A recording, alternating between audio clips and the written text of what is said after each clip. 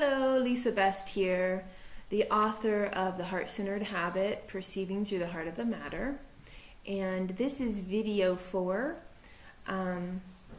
What I want to speak about today concerning my book is that yesterday, or video 3, I talked about perceiving through the heart of the matter, and how when we perceive from our divine nature, our heart-centered nature, from the heart-centered me, we perceive only life. And so it's almost like connecting our head's perception that has been taught to believe in wrong and evil and bad, and that there's enemies, that sickness is an enemy, that there's forces out there, cancer is an enemy, the Taliban is it the Taliban or ISIS or whatever is the enemy, Donald Trump is the enemy, we have all these different enemies, Monsanto is the enemy, technology is the enemy, other religions are the enemy, maybe some people think that certain cultures are the enemy, but anyway, we are brought up believing that there is an enemy, there is a force that is out to destroy us, there is a force that wants to come and steal, and take something from us. And it requires a lot of faith to be able to perceive from the heart-centered me, from the part of your innocence that maybe you remember as a child, before your mind was tainted with these beliefs in wrong. And I know that it can be very difficult to believe that truly everything really is goodness masquerading around as all these different varieties and diversities and experiences that are on a scale of all these different types of negative and positive and good and bad, but it's this huge spectrum of life. But I will tell you that just like the Bible said, it is done unto you as you perceive. If you perceive something as taking something from you, then you're going to experience some things being taken from you. If you perceive debt or bankruptcy or financial lack as taking something from you, then you're going to continually have that experience and feel like it's really taking something from you. If you continually get sick and have pain in your body, I've been there. I've totally gone through so many different types of illnesses and chronic fatigue, and I had back pain, reoccurring back pain that lasted for years and years and years. And it wasn't until I began to perceive pain and sickness and illness and discomfort as an ally instead of as an enemy that it began to shift. It was as if my perception was giving that experience of sickness or illness, my perception of perceiving it as life, as goodness, and welcoming it and thanking it and loving it and allowing it to, do the will of God in my life. It has its own will of God, just like every other experience under the sun does. It began, it's like giving it permission to be life. Instead, if we perceive it as an enemy, basically we're giving it permission to take from us. We're giving it permission to cause harm and hurt and suffering. And so if you really want to dissolve suffering in your life, you have that power, and it lies within your perception. And so you have the choice. You can perceive reality from the outside in, which is learning how to perceive reality as right and wrong and good and bad from our relationships to the physical world, because I don't know, I'm just throwing this number out there, but maybe 95% of the world lives through some form of a belief system in right and wrong.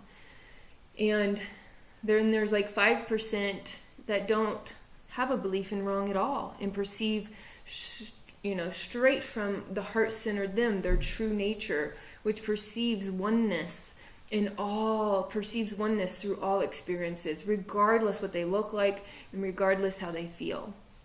So I wanted to talk today about maybe some of the most difficult things that come to mind when we talk about this kind of stuff. The aligning our head's perception with heart-centered consciousness instead of maintaining and staying asleep. It's almost like being asleep, almost in a hypnosis of separation consciousness, where we're always separating everything into these two categories of right and wrong and good and bad. Because as long as we perceive wrong out there, we're going to feel wrong in here. And as long as we feel wrong in here, we feel divided. And that's what causes our suffering. We start to feel separate from our true, abundant, infinite nature. So let's look at some, Hitler, for instance. How to perceive Hitler through heart-centered consciousness. When you look at a person like Hitler and the leaders of terrorist attacks, and people like that, it's like, let's say here's the whole of existence. And the way that they view reality is they say, okay, you have to be of my religion to be of God or of the truth. And so then that cuts the whole of existence like in half, right? Then they say you have to be of the same skin color to be of God and of the truth. And so their sense of self is getting smaller and smaller and smaller, because the whole of existence over here is denied. It's pushed away from them, and it's outside of their awareness of the truth. And so now they're like this. So it was like this, and their sense of self is getting smaller and smaller and smaller, more and more limited. Their mind is closing, their heart is closing, and they're feeling more and more separate from the whole of existence, which is their true nature, which is divine nature, which is God. So now they say, oh, well, you have to express truth and God the same way that I do. You have to worship God just like I do. You have to have the same habits that I do. You have to have the same actions, the same decisions, the same color skin, the same religion, the same everything. And you have to react to situations exactly like this, and they have all these laws and all these rules. And so now their perception is like this. How limited do they feel? Right? And now there's all of this outside of them that they feel is their enemy. But it's actually a part of their true nature. But they can't see that because they've boxed themselves into such a tight little space. And it makes them feel so restricted and so constricted. I mean, imagine, talk about being, it's almost like feeling like when they put somebody in solitary in prison, in one of those confinement little boxes, and they put them in there and it's dark, and it's like, imagine having no food, no sunlight, like day in and day out. That's how they feel on the inside, like a Hitler or the leaders of these like terrorist attacks.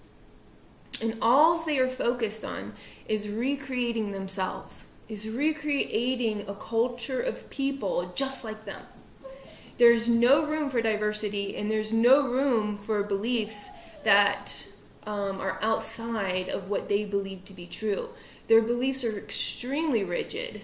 They have an extreme solid sense of self, and they are suffering on the inside.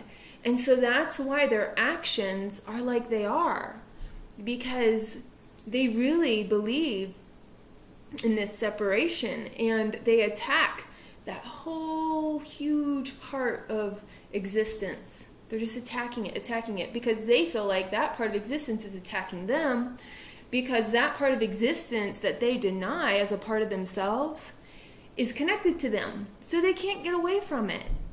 It's always going to be a part of them. It's everywhere they go. It's with them. It's like having, for the way that they feel, it's like having your enemy stapled to you, and you can't get rid of it because it's their true nature. And so imagine what could happen if this whole, 95% of the world, okay, that it doesn't fit within their very limited belief system of right and wrong. What if we decided and chose to perceive them as life and as the goodness that we are? 95% of what they are is now going to be ignited within their own heart. And what if within their own heart this light started to shine within them, because we're shining it to them? And so the light that they are in their heart-centered me starts to shine brighter because we're shining brighter. And so, Josiah, Jaden, can you grab her, please? Sorry. And so just imagine that when there's a whole 95% of the population that is really attuned and aligned with their authentic nature of perceiving only life, that light within those types of people that are really rigid and very destructive in our world, that light within them starts to shine. And it's like it's shining, and all of a sudden it's shining this way at them, and it's also shining from within them. And so that, to me, would give them the greatest opportunity to awaken and to remember. But if 95% of the world is perceiving that person as wrong, it's only going to fuel and it's only going to strengthen their belief in right and wrong. So we have a choice. And that's the way that I see it. When it comes to like debt and bankruptcy, I know a lot of people are on this journey of returning to their heart. And we've been spending more time focused on being heart-centered and authentic and rediscovering our voice of pure love and pure life, that, we haven't been so much in the world trying to make a living and trying to, make enough money, because we're really trying to remember the abundance that we are instead of going out into the world and creating abundance. And so I know a lot of people that are on that journey have a lot of financial lack and limitation and debt. And I just wanted to offer this perception that, when you have a lot of debt, or you have a lot of where you can't pay your bills, or, things like that, I mean, gosh, think of how many Americans especially perceive that is wrong. That is not good. That is bad. What if you started to perceive it differently? What if you started to perceive it as life? What if you started to perceive, if you have lack and limitation in your finances right now, what if you looked at it in the face and said, thank you, you are the hand of God that is digging a deep foundation, just like for a house, a deep foundation. Oh, $100,000 of debt, it's going deep. My foundation is so deep so that when I am abundant from the inside out, and I start to be the living that I am, to be the life that I am, and that life starts being reflected back to me, and that life comes in through open doors and opportunities, and abundance starts flowing it back into my life like never before, in ways that I could have never imagined, just because I'm being the abundant me.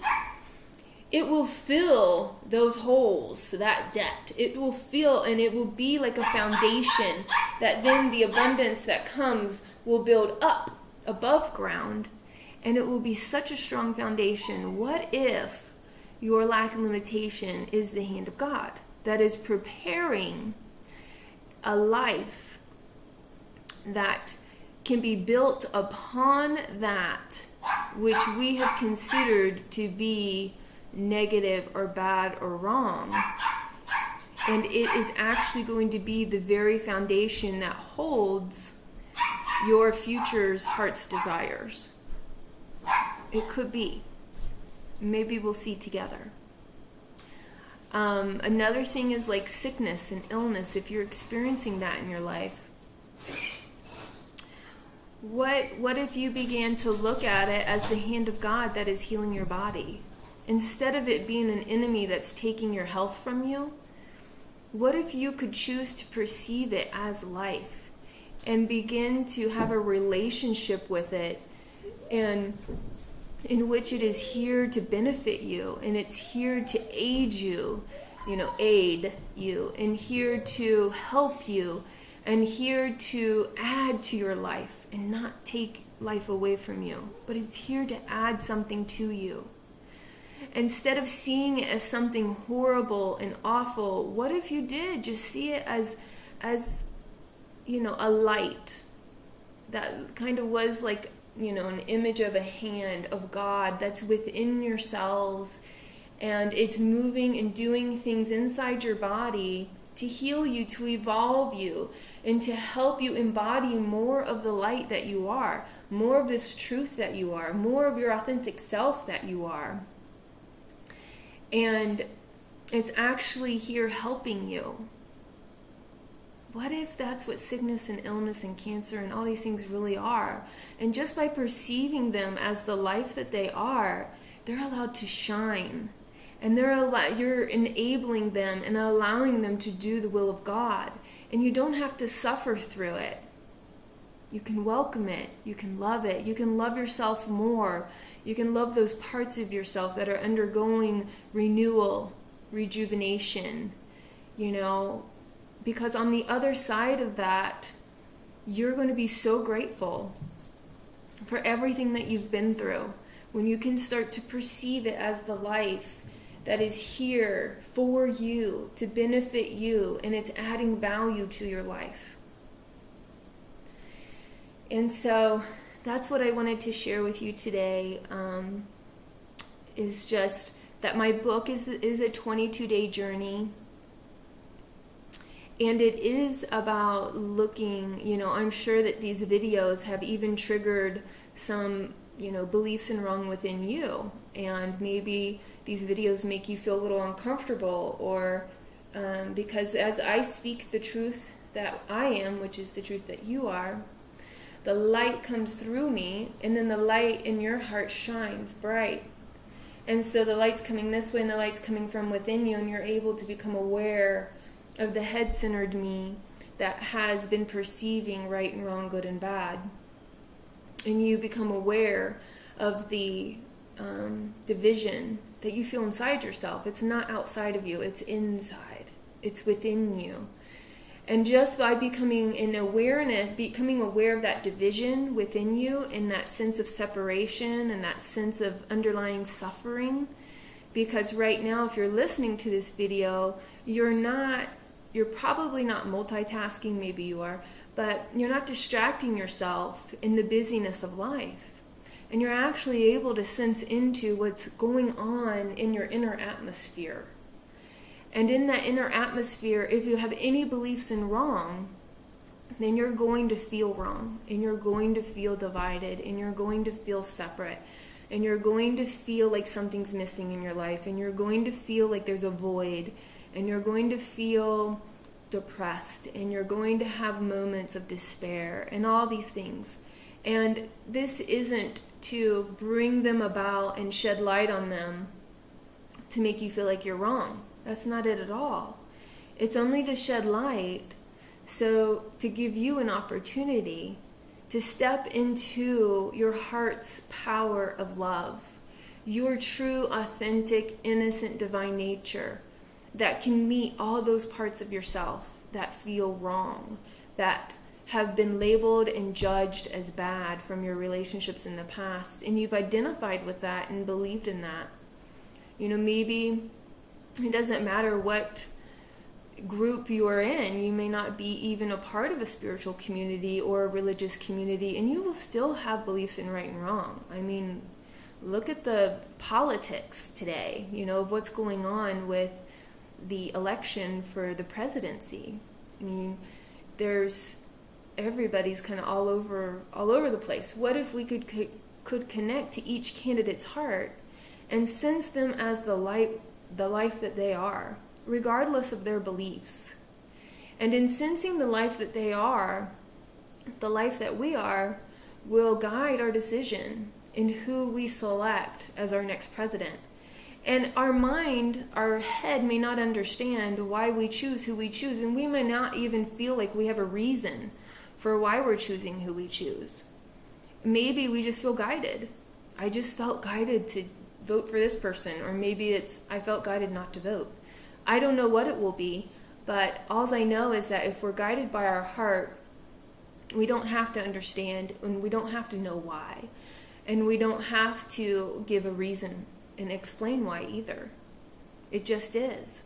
I just felt like doing that. You don't even have to tell anybody who you voted for, you know? So this book, my book, The Heart-Centered Habit, is for anybody. You don't have to be spiritual. You don't have to be religious. You don't have to be whoever you are. You have, if you were born in this world, you have beliefs in right and wrong. And if you were guided to this video and you were guided to buy the book, then you are ready to completely and totally become the embodiment of the heart-centered me. Become the embodiment of truth. Become the embodiment of oneness. Become the embodiment of power. Become the embodiment of pure love. Become the embodiment of pure life that perceives the divinity in all through all. And so I hope that in some ways this video has served you. Thank you for letting me share. Ever since I turned my book in, my manuscript, into Balboa Press, I have been kind of this divine information and intuitive information and flow. It doesn't turn off anymore. It used to kind of turn off and on because I still was resolving some things in the head-centered me. But since I've shifted my perception in all the wrong that I used to believe in, and in all the parts of myself that I thought were wrong because of the way I was judged in the past, or the way I was rejected in the past, or the way I was misperceived in the past, the flow doesn't stop. It just keeps coming. In the video, it's still going. When I go to bed at night, it's still going. When I wake up in the morning, it's still going. I dream. So right now, YouTube is where the information is going, and I don't know exactly where it will go, but I know that it has its own divine will. So thank you for watching, and I really hope that today you just feel infinite, that you can feel the expansiveness of your nature, and that you know that you can just love yourself more today than you did yesterday. So thank you.